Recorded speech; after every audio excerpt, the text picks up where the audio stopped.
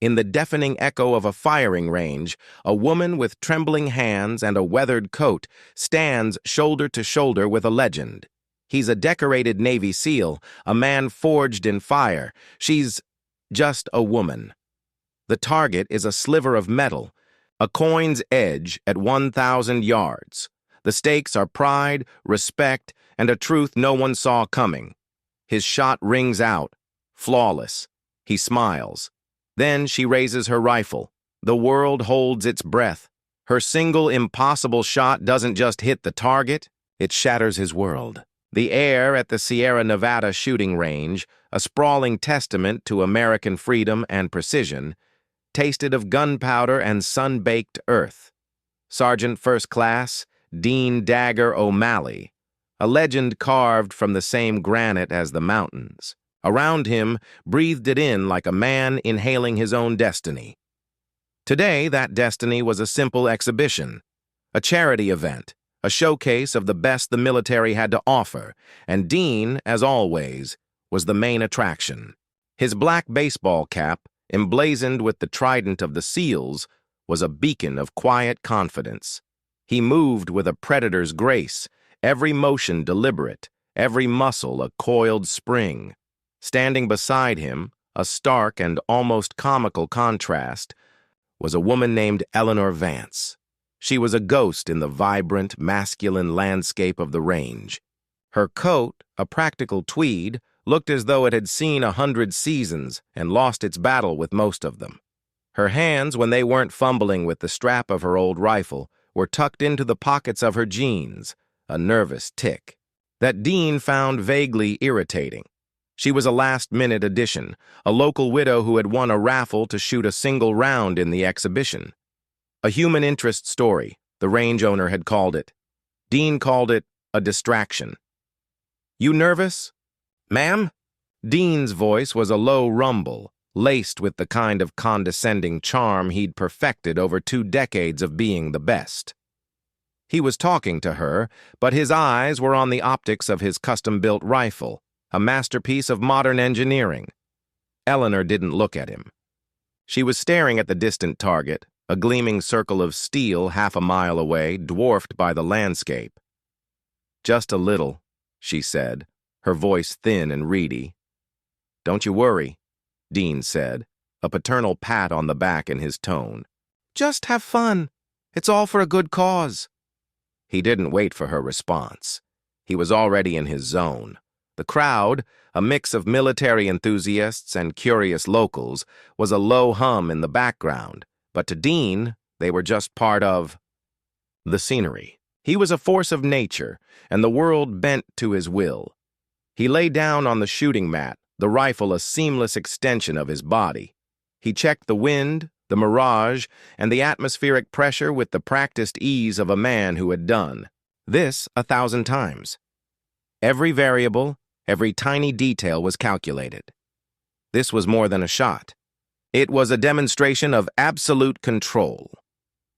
Dean O'Malley, a veteran of 6 tours, known for his impossible shots in the field and on the range, the announcer's voice boomed over the loudspeakers. He holds the world record for the longest confirmed kill shot by a U.S. service member. Today he'll be firing a single round at a 1,000-yard target. Take a look, folks. This is what true skill looks like. A hush fell over the crowd. Dean took a deep breath, the cold steel of the rifle stock a familiar comfort against his cheek. He found the target in his scope, a tiny, sun-drenched disc. He centered the crosshairs, adjusted for the infinitesimal drift of the wind. His finger, a part of the rifle now, began to tighten on the trigger. He squeezed, not pulled. The shot was a single, perfect report, sharp and clean. The sound of the bullet's flight was lost in the vastness of the range, but a second later, the distinct, satisfying clang of steel was heard, amplified by the speaker system. The red paint on the target exploded in a burst of dust. A perfect hit. The crowd erupted. Dean stood up, a small, triumphant smile on his face. He nodded to the crowd, a king acknowledging his subjects. He was the best, and everyone knew it. He walked over to where Eleanor was still standing, her hands now clutching the old rifle like a lifeline. "Your turn, ma'am," he said, his voice a shade more gentle now, the victory already secured. "Just put it on the target and squeeze. The feeling of the kick is half the fun." Eleanor nodded, her face pale. She walked to the shooting mat with a kind of hesitant grace, her movements clumsy in comparison to Dean's fluid power. Her rifle, a pre-Doc II Enfield, looked less like a weapon of war and more like an antique from a museum. The barrel was scratched, the wood stock chipped. It was a relic, out of place in a world of high-tech polymer and carbon fiber. She lay down, and her movements were slow, deliberate. She didn't adjust anything. She just closed her eyes for a moment. A silent prayer, maybe. The crowd was still buzzing from Dean's shot, but their attention was on her, a kind of polite curiosity. This was the feel-good part of the show, the human interest segment. They expected her to miss, to laugh it off, and for Dean to give her a consoling pat on the shoulder. "Go on, ma'am," the range owner said, his voice a little strained. "Don't rush it. Take your time." Eleanor opened her eyes and put her rifle to her shoulder. Her stance was wrong. Her cheek wasn't properly welded to the stock. She was holding it like a club, not a surgical instrument. Dean watched, a small, patronizing smile on his face. He'd seen 1,000 amateurs. She was just another one. She found the target in her scope.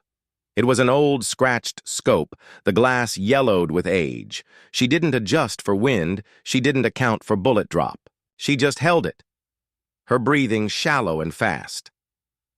"What's your wind call?" Dean asked, a small, gentle barb. Eleanor didn't answer. She was in a world of her own, a world of rustling wind and a small, distant disk of steel. She wasn't looking at the target. She was looking through it. Dean, for the first time, felt a flicker of something he couldn't quite place. It wasn't concern, it was recognition? No. It was just a weird feeling, a ghost of a memory. He pushed it away. Then she squeezed the trigger. The shot was loud, a booming, guttural sound that was different from the crisp report of Dean's rifle. It was a primal noise, a thing of steel and wood. For a moment, nothing happened. The crowd was silent, a collective intake of breath. They waited for the clang of a near miss, a disappointing thud in the dirt. But then, a half-second after the report, a sound cut through the air. It wasn't the clean clang of Dean's shot. It was a sharp, splitting crack, a sound like glass shattering. The target, the one Dean O'Malley had just hit, was suddenly a cloud of dust and twisted metal. It had not been hit. It had been disintegrated. The camera on the target, broadcasting to the big screen at the front of the range, went to static. The crowd was silent. The announcers were silent. The world, for a single pregnant second, seemed to stop. Dean O'Malley, the legend, felt the small, patronizing smile slide from his face. He stared at the screen, a blank expression of disbelief. The camera was gone. The target was a ruin. Eleanor lowered her rifle, the old wood still smoking faintly from the heat of the shot. Her hands were still trembling, but not from fear. From exertion. She looked over at Dean, her eyes, a pale, shocking blue, meeting his for the first time. There was no triumph in them, no pride, just a bottomless sorrow.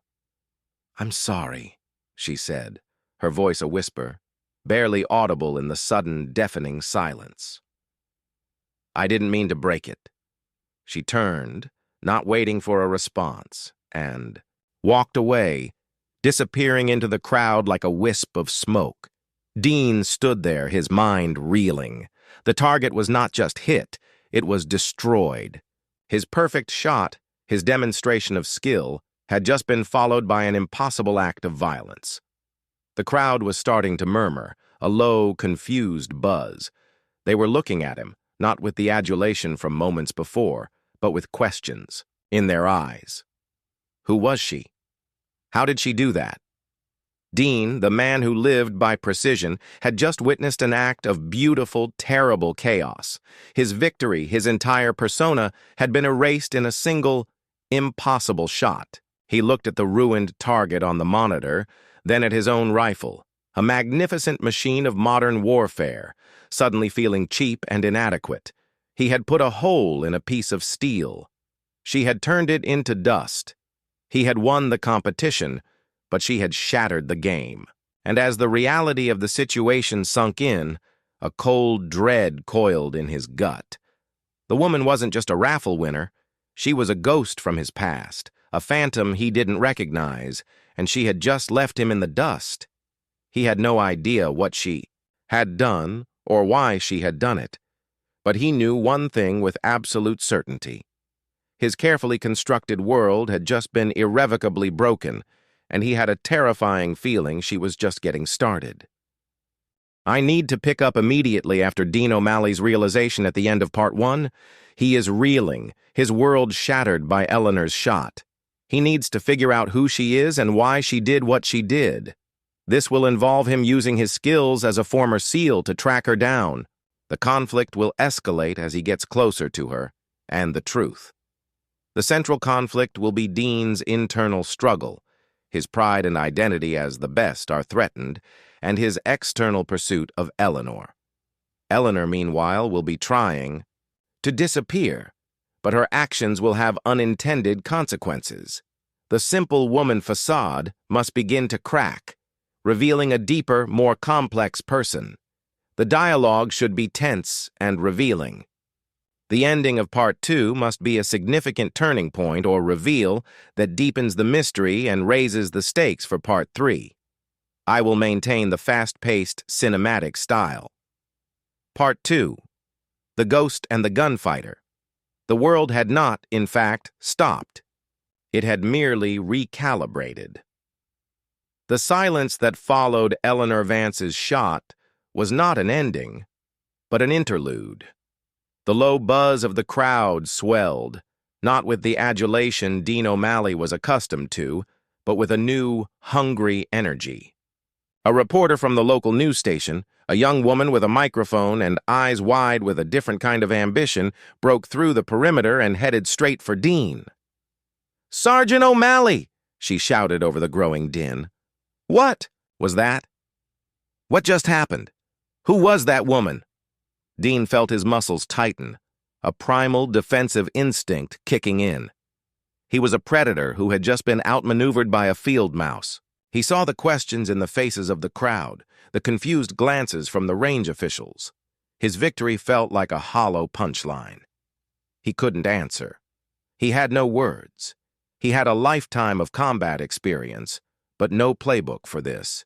He turned his back on the reporter, on the crowd, on the monitor, broadcasting the shattered remnants of his own pride. He walked away, not with his usual swagger, but with the hunched shoulders of a man carrying a heavy weight. He didn't stop until he was in the cool, dim light of the rifle storage room, the scent of gun oil and forgotten trophies a bitter perfume. His phone buzzed.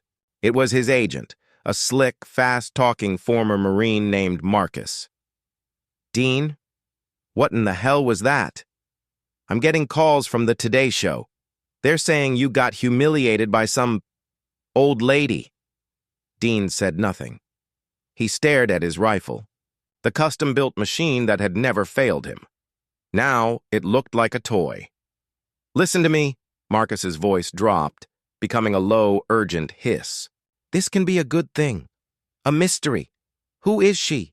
We lean into it. We make it a story. We challenge her to a rematch. We find her. We get her on camera. We make a show out of it." A show? Dean's voice was a guttural growl, a sound he reserved for the darkest of places. "She didn't just beat me, Marcus. She didn't hit the bullseye. She hit the camera, the one broadcasting to the entire range. She took out a piece of electronics the size of a fist at 1,000 yards. With a 100-year-old rifle, and she made it look like a mistake." Marcus was silent for a long moment. "Shit," he finally said, the bravado gone from his voice. That's not just skill, Dean. That's something else. That's a message. I know, Dean said, his mind already running. Through 100 scenarios. Find out who she is, everything. Her name is Eleanor Vance. She lives locally. That's all I got. He hung up without waiting for a reply. He couldn't trust anyone else with this. His career, his reputation, his very identity as a warrior was on the line. He wasn't a celebrity, he was a SEAL. And SEALs don't get outgunned by little old ladies. They don't just accept defeat. They find the enemy and they neutralize the threat. The hunt was on. Eleanor Vance's house was a small 2-story bungalow on the outskirts of a town called Silver Creek, a forgotten place, where the main street was more ghost than town. Dean found it an hour after leaving the range using the address from the raffle ticket manifest that he had obtained from a panicked range manager. The house was exactly what he expected. Quiet, unassuming, with a garden of wilting flowers and a porch swing that looked more for decoration than for use. There were no cameras, no security systems. A single aging pickup truck sat in the driveway, covered in a thin film of dust. He parked his truck a block away, a professional habit he couldn't shake. He moved with a silent, practiced grace, his gaze scanning the area for any signs of movement, for any unseen watchers. He was in his element now, not on a shooting range, but in the field. This was his territory. He approached the house from the back, his hand on the handle of his concealed Glock. He wasn't expecting a fight, but he wasn't expecting a bake sale either. He knocked on the back door, a sharp, purposeful rap. There was no answer. He tried the front door, a heavy, resounding series of knocks that would have woken the dead. Still nothing. He walked around to the front window. It was slightly ajar, just enough to catch a breath of air. He pushed it open, the sound a low, almost imperceptible scrape of wood on wood. He slipped inside, a shadow in the quiet house. The interior was a time capsule. Old furniture, worn to a soft patina. A photo on the mantelpiece of a young Eleanor smiling brightly next to a man in a military uniform from another era. A Korean War-era uniform, he noted, his mind categorizing the details like a computer. He saw a few other pictures of her with the same man at different ages through the slow erosion of time. Her husband, he must have been a soldier. The old rifle. It must have been his. Dean's gaze swept the room, looking for anything out of place. It was a clean, lived-in space, the kind of home where dust motes danced in the sunbeams. There was no sign of a weapon cache, no secret lair, just a simple, quiet life. He walked into the kitchen, the scent of cinnamon and old coffee lingering in the air. A half-empty cup sat on the counter. A note, written in a neat, spidery script, was propped up against a sugar bowl. It was addressed to him, though it didn't have his name. Sergeant, I'm sorry about your target. It was a mistake. But I'm not coming back. I won't shoot again. Dean felt a cold spike of something he hadn't felt since his first deployment. Absolute, unvarnished dread. She knew he was coming. She knew his rank. She knew everything, and she had just vanished. The house was empty. She wasn't there. And by the evidence of the dust and the note, she hadn't been for hours. She had anticipated his every move, every step of his professional response. He wasn't a hunter. He was a man being hunted, and he was standing in the empty shell of his enemy's home. He walked out of the house, the silence following him like a shroud. He stood on the porch, looking out at the sleepy, unsuspecting town. The air was thick with the dust of victory, but it wasn't his. He was standing in a graveyard, and the ghost he was looking for was already gone. He pulled out his phone, his thumb hovering over Marcus's number. He had to tell him. But what? That the woman he was supposed to chase was a phantom? That she had left him a note, almost an apology, before she vanished? He couldn't. It would sound insane. It would make him sound weak. He got in his truck, the engine a low, powerful rumble in the quiet afternoon. He drove back to the range, his mind a whirlwind of possibilities. Was she a former Black Ops operative? A foreign asset? A forgotten Cold War assassin? Nothing fit. The photo on the mantelpiece was of a man in a regular army uniform. The rifle was a common, mass-produced relic. Everything about her screamed simple, but her actions screamed deadly. He pulled back into the parking lot of the range, a place that now felt alien and hostile. The reporters were gone, but the whispers lingered. He saw a few people pointing, their expressions a mix of confusion and pity. His fame had been a beacon. Now it was a target. He walked into the range office where the manager, a portly man named Frank, was nervously wiping down the counter. "Dean, what the hell was that?" Frank said, his voice a panicked whisper. "The police are here. They're saying that shot was ungodly. They want to know what kind of ammunition she was using." "What did you tell them?" Dean asked, his voice low and dangerous. "I told them it was the ammo we provided. Standard match grade .308 rounds. But they don't believe me. That shot, it was like a miniature explosion." Dean leaned on the counter, his knuckles white. "Did you see anything? Did you notice anything about her?" Frank shook his head, his face pale. "Just her eyes, when she looked at the target. She wasn't just looking at the steel. It was like..." Part 3. A Soldier's Debt. The text message, a ghost in the machine, burned a hole in Dean O'Malley's composure. "Leave it alone, Sergeant. You don't want to know." It wasn't a threat. It was a warning, a cold, hard fact delivered with the weight of experience. It was the kind of thing you'd tell a fresh-faced rookie before they walked into a kill zone. And it came from the one person who had just proven she knew exactly what a kill zone looked like. Dean stood in the sterile silence of his garage, the note from Eleanor Vance spread on his workbench beside the small, twisted piece of lead from the tumbler round.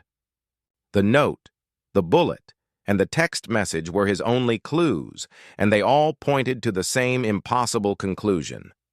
Eleanor Vance was not just a simple woman. She was a weapon, an old one, sharpened by time and a life of unseen violence.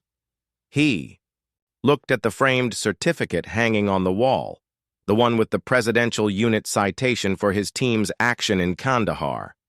He looked at his own reflection in the polished glass, at the face of a man who had been the best, the tip of the spear, the man who had just been outmaneuvered by a phantom.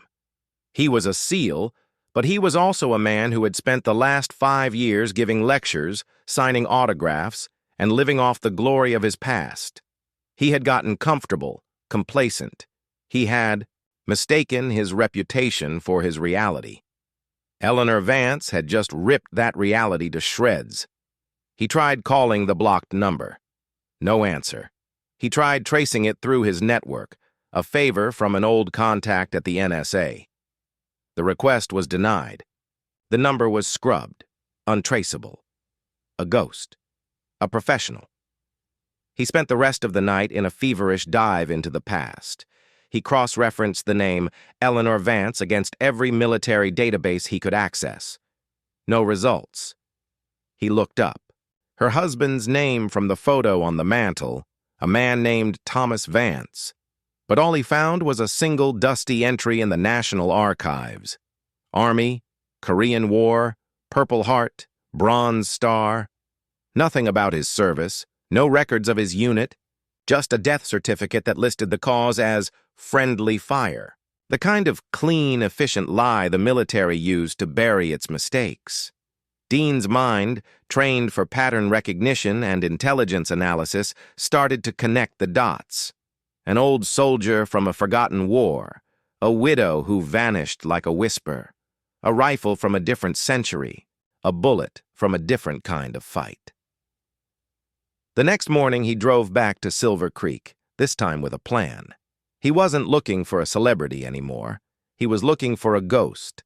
He went to the town's small, dusty library where a librarian with a kind, wrinkled face named Mrs. Gable sat behind a desk piled high with books. "You're Dean O'Malley, aren't you?" she said, her voice a soft, knowing tone. "Saw you on the TV at the range. Quite a shot." She didn't mention Eleanor. "Mrs. Gable," Dean began, choosing his words carefully. "I'm looking for some information. I met a woman here, Eleanor Vance. I think she might have known my father. He was a veteran of the Korean War." It was a lie, but a plausible one. Mrs. Gable smiled, a sad, knowing expression. "Eleanor's a private person. Lost her Tommy a long time ago. She keeps to herself. But she always loved that old rifle of his. Said it was the last thing he ever gave her." "Do you know what unit he was in?" Dean pressed. The librarian paused, her eyes looking into the middle distance. "The government sent us a box of his things, a few medals, a photo, and a letter. It wasn't much.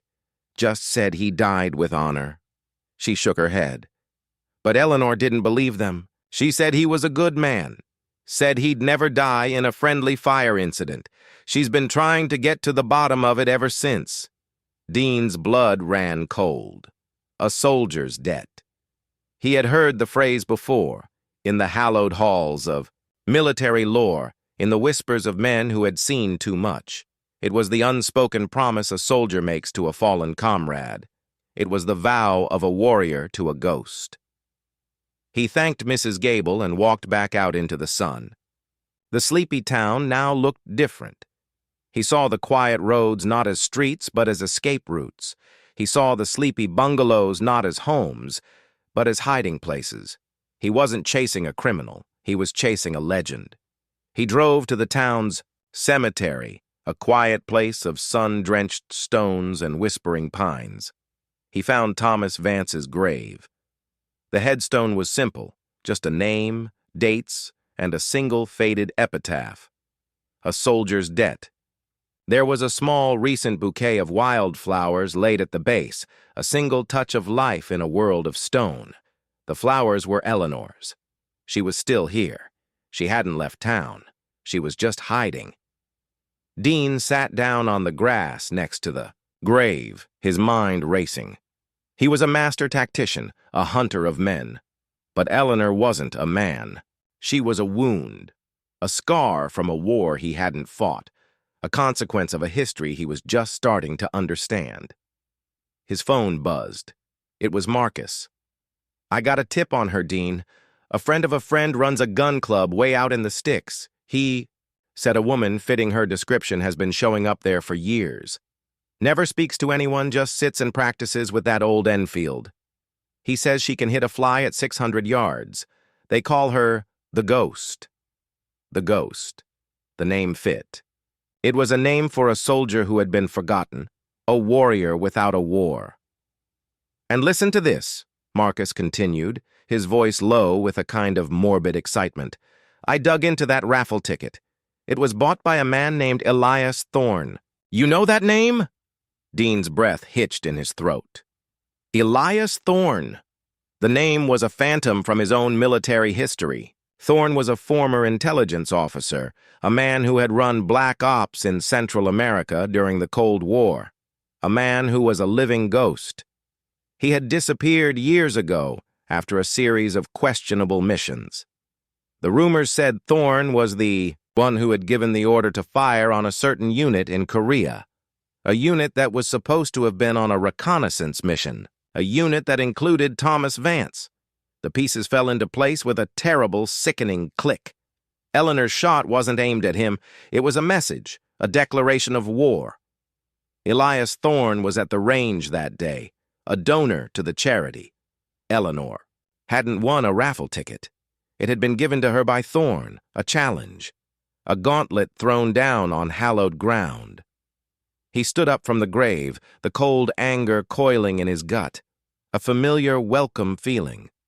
This wasn't about him. It was about justice, a soldier's debt, paid in blood and steel. He wasn't a celebrity chasing a story anymore. He was an officer of the law, and he had just been handed a case that had been buried for 70 years. He, looked back at Thomas Vance's grave, at the simple, quiet stone.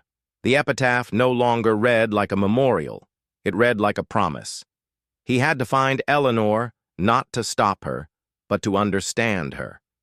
Because he had a terrible feeling that she wasn't just planning to settle a debt, she was planning to execute it. And Elias Thorne was the target. Part 4.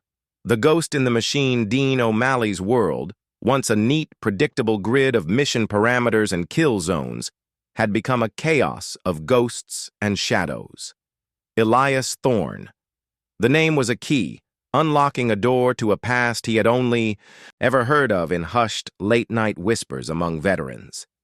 Thorne wasn't just a military contractor, he was a relic from a different kind of war, a man who traded in secrets and lives, the kind of man who would order a friendly fire incident to cover up a failed operation, the kind of man who would taunt a grieving widow with the very tools of her husband's death. The hunt for Eleanor Vance was no longer a matter of pride. It was a search for a sister in arms, a soldier who was about to go to war, not for her country, but for her husband's soul. Dean drove through the endless ribbon of blacktop, his phone glued to his ear as he talked to Marcus. "Elias Thorne is a monster, Dean." Marcus's voice was a low hiss of concern. "He's got a private security firm, and they're not just glorified bodyguards, they're mercenaries, and he's got a compound, a fortress. You can't just walk up to his front door."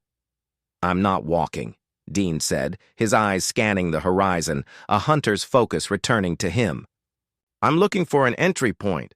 Thorne's old, he's probably got a routine. He's not a field man anymore." "He's got a charity gala tomorrow night, a big black tie affair," Marcus said.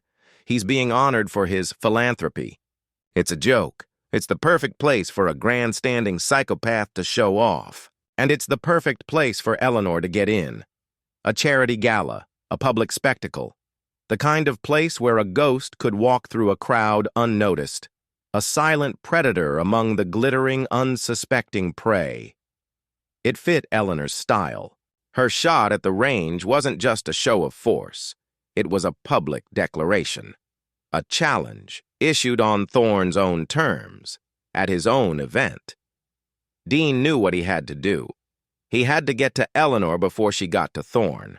Not to stop her, but to help her. Because he knew the kind of man Thorne was. And he knew a single old woman with an antique rifle couldn't just walk in and settle a 70-year-old score. She would be walking into a trap, a meat grinder. He used his contacts, his old network of shadows and favors, to get an invite to the gala. His name, Dean O'Malley, still carried enough weight to get him into the inner circle. He went to a small pawn shop, bought a cheap, unassuming suit, and a rusty old box of tools. He was no longer a celebrity, he was a mechanic, a man who was there to fix a broken machine. The gala was held at Thorne's estate, a sprawling, obscene testament to his wealth, a fortress of glass and steel set against the backdrop of the city lights. Dean parked his truck a mile away and walked the rest of the distance, his senses on high alert. He saw the security teams, the high-tech cameras, the motion sensors. It was overkill, a clear sign of a man with something to hide, a man who knew someone was coming for him. He slipped into the party through a service entrance, a shadow among the catering staff. He moved with a practiced ease, his eyes constantly scanning, his mind a whirlwind of tactical analysis. He saw Thorne in the center of the room, a wizened, gray-haired man with a shark smile, a woman half his age on his arm. He looked like a man who had never lost a fight, a man who had buried his past under a mountain of money and power. And then he saw her, Eleanor Vance. She was standing by the dessert table, a glass of champagne in her hand, dressed in a simple black dress that was so understated it was almost invisible.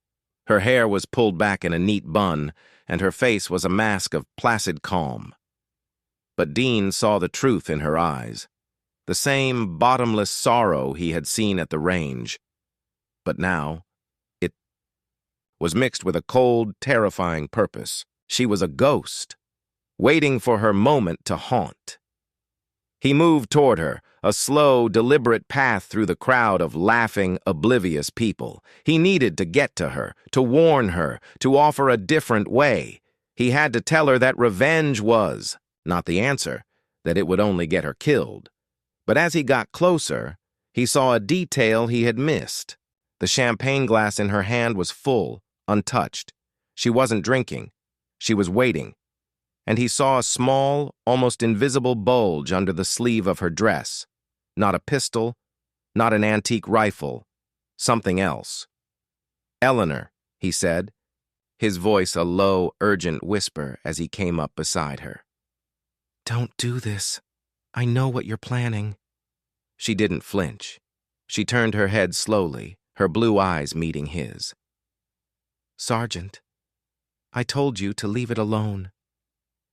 "I can't," he said, the words a confession of his own haunted past. "I know about your husband. I know about Thorn. But this isn't the way." She smiled, a thin, sad expression that didn't reach her eyes. "There is no other way, Sergeant. He owes me a debt, and I'm here to collect." "He's got 100 men here," Dean said, his gaze sweeping the room, identifying the plainclothes security. "You won't get within 10 feet of him." "Who said I was going to?" she replied, her voice as soft as a breeze.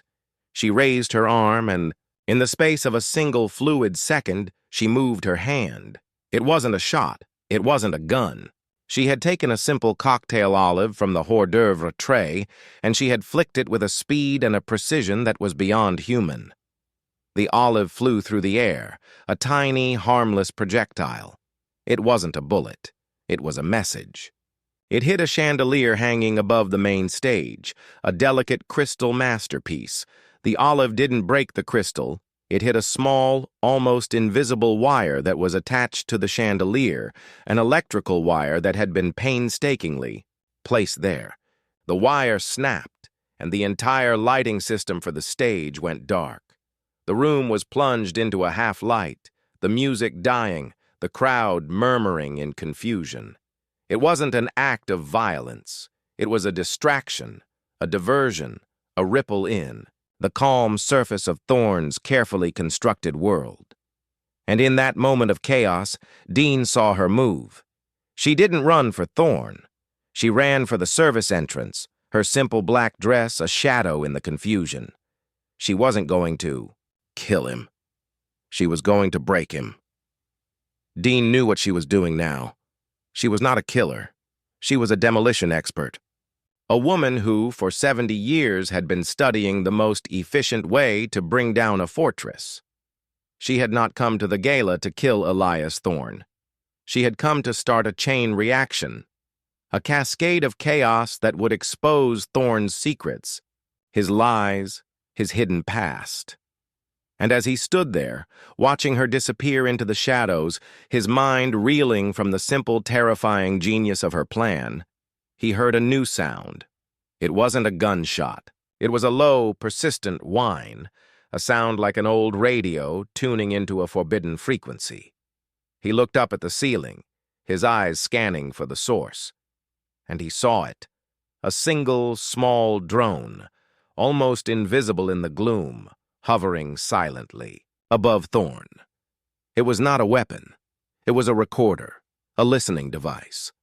And Eleanor, the ghost of a soldier's debt, had just given it the distraction it needed to get close.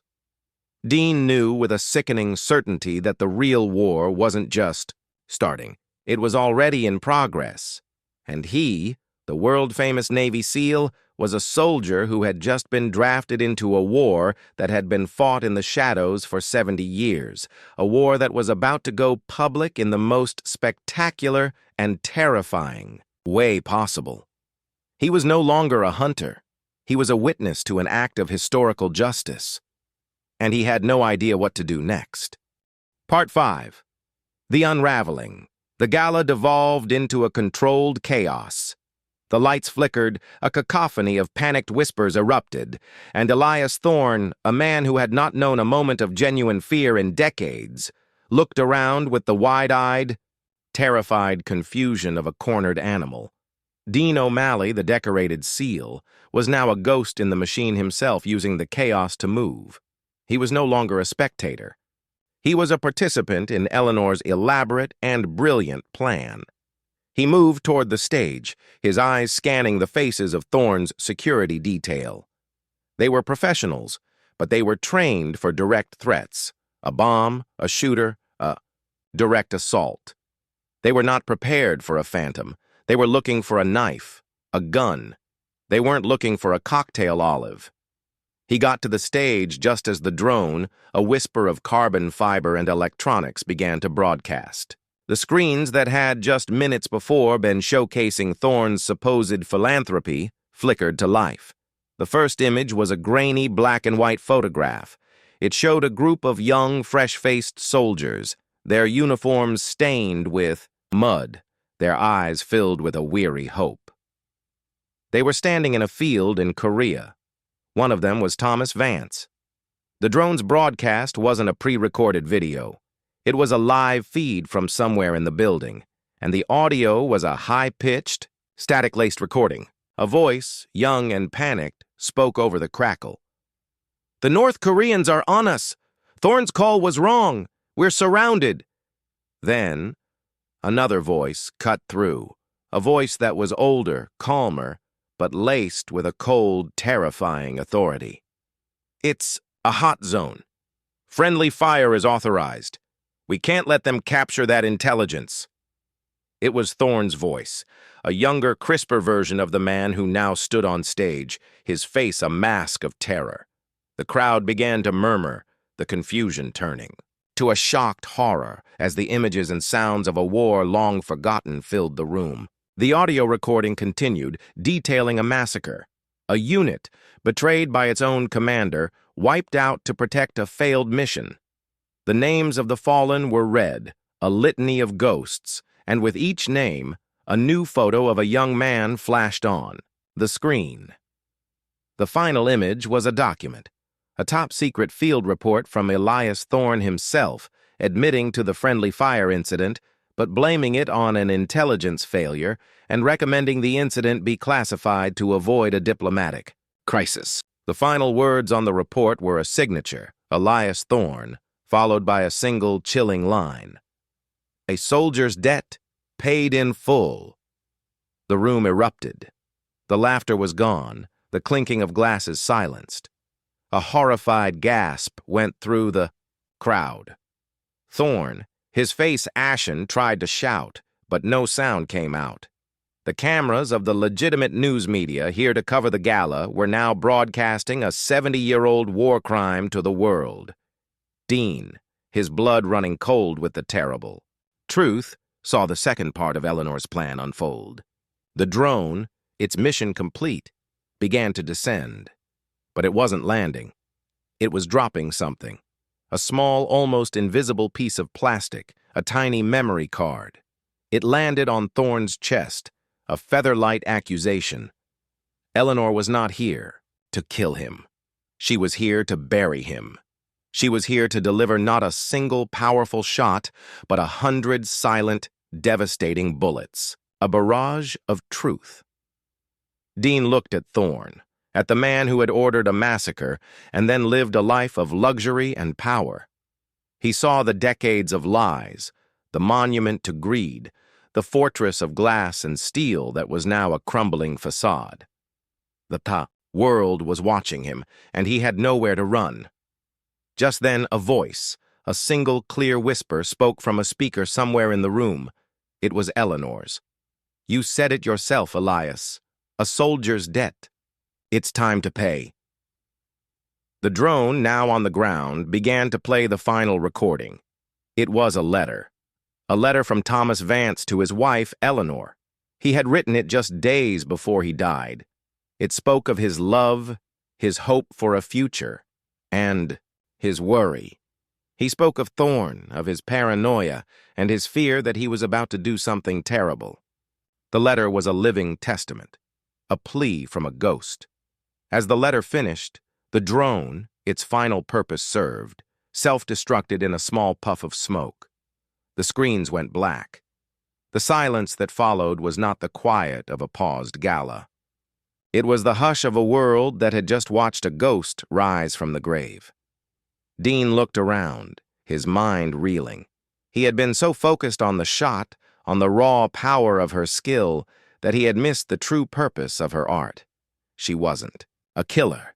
She was a storyteller, a woman who had spent a lifetime honing a single skill, not to end a life, but to give one back. The life of her husband, his honor, his legacy. He saw the police arriving, their sirens a distant wail that grew louder with each passing second. They weren't coming for a simple woman. They were coming for Elias Thorne. The man who had been a hero was now a pariah, a war criminal. And then Dean saw her. She was outside, standing on the edge of the lawn, a small, unassuming figure in a black dress. She was not running. She was simply watching. She turned and saw him, and for the first time her eyes held something other than sorrow. They held a quiet peace. The debt was paid, the promise kept. She gave him a single small nod, a gesture of thanks and of farewell. And then she turned and walked away, disappearing into the night, a ghost finally at peace. Dean O'Malley, the hero of the modern age, stood in the wreckage of a 70-year-old secret. He was a witness to an impossible act of justice, a moment of karma so pure it felt like a miracle. He had come to the range to prove he was the best shot in the world, and he had just learned that true power wasn't about hitting a target. It was about hitting the truth. He stood there, a soldier in a world he no longer understood, and he knew that his own story was just beginning. It was not about fame or power or glory. It was about a debt that had been paid, a ghost who was finally free, and a truth that was, in the end, more powerful than any weapon.